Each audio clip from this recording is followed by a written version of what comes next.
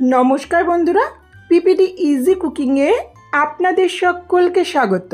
এখন শ্রাবণ মাস, আর এই সময় অনেকেই নিরামিষ খেয়ে থাকেন।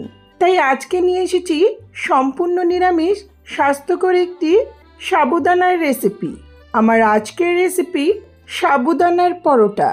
সম্পূর্ণ নিরামিষ স্বাস্থ্যকর এই পরোটাটা যে কোনো সময়, বিশেষ করে ব্রত বা উপবাসের দিনগুলোতে বানিয়ে নেওয়া যেতে পারে। খুব সহজে ঝটপট হয়ে যাওয়ার মতো দারুণ একটি রেসিপি। আশা করছি রেসিপিটা আপনাদের ভালো লাগবে। ভালো লাগলে অবশ্যই লাইক, কমেন্ট, শেয়ার করবেন আর চ্যানেলটাকে সাবস্ক্রাইব করে পাশে থাকবেন। রেসিপিটা শুরু করি।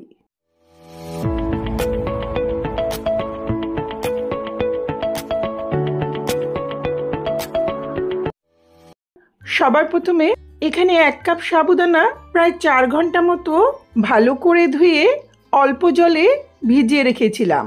জলটা এমনভাবে দিতে হবে যাতে সাবুদানাটা এরকম ঝরঝরে হয়ে যায় আর জলটাও শুকিয়ে যায়। এখন এতে দিচ্ছি সেদ্ধ করা আলু।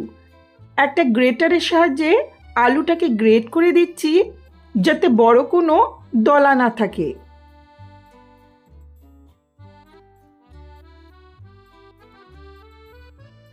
যেহেতু আলুগুলো অনেকটাই বড়, তাই একটা আলু দিয়েই রান্নাটা হয়ে যাবে।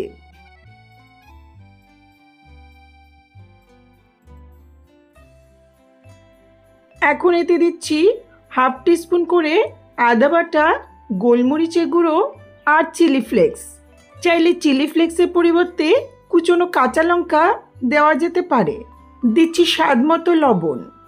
এখানে সন্ধক লবণ বা বিট নুন ব্যবহার করা যেতে পারে। আমি এখানে আর কিছু দিচ্ছি না। আপনার চাইলে ধনেপাতা কুচি, গ্রেট করা গাজর অথবা পছন্দ মতো যে কোনো মশলা অ্যাড করতে পারবেন। এটা মাখা হলে চলে যাচ্ছি রান্নার ধারে।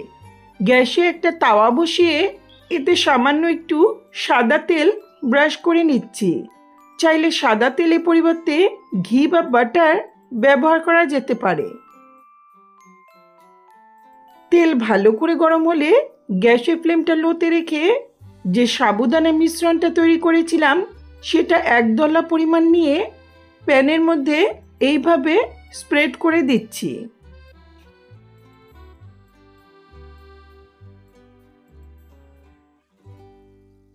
প্রথমে হাত দিয়ে যতটা সম্ভব স্প্রেড করে দিলাম।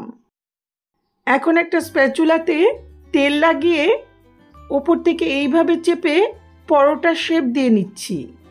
সাইডগুলো যেহেতু একটু ভেঙে ভেঙে যাচ্ছে, তাই এই স্প্যাচুলা দিয়েই সাইডটাকেও চেপে সমান করে নেব। এখন গ্যাসের ফ্লেমটাকে মিডিয়ামে রেখে এক পাশটা হালকা লাল হওয়া পর্যন্ত ভেজে নেব।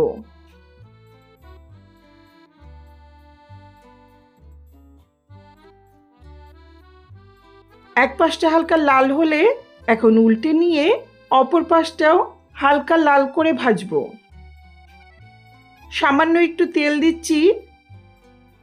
যদি ননস্টিকের তাওয়া ব্যবহার করেন, তেল, বাটার বা ঘি যেটাই ব্যবহার করুন না কেন, সেটা সামান্য একটু দিয়েই পরোটাটা বানাতে পারবেন।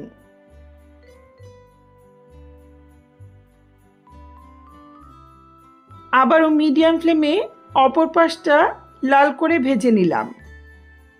এটা রেডি হয়েছে, এখন তুলে নিচ্ছি। আরও একটা পরোটা ভেজে দেখিয়ে দিচ্ছি। 1 দলা পরিমাণ সাবুর মিশ্রণ হাতে নিয়ে প্যানের মধ্যে হাত দিয়ে চেপে গোল পরোটার শেপ দিয়ে নেব। প্যানে অনেকটাই তেল ছিল, তাই প্রথমে তেল দিইনি। এখন একটা স্প্যাচুলাতে সামান্য তেল লাগিয়ে ওপর থেকে চেপে মিশ্রণটাকে ছড়িয়ে নেব।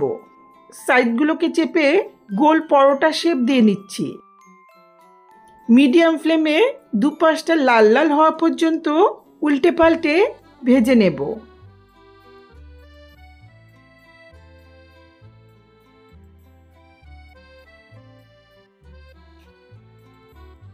দুটো রেডি হয়েছে, আমি বাকিগুলো একইভাবে রেডি করে নেব। তৈরি হয়ে গেল দারুণ স্বাদের সাবুদানার পরোটা। এই সাবুদানার পরোটা এমনি খাওয়া যেতে পারে অথবা দই বা মাখন দিয়ে সার্ভ করা যেতে পারে। খুব সহজ, সিম্পল, দারুণ একটা রেসিপি।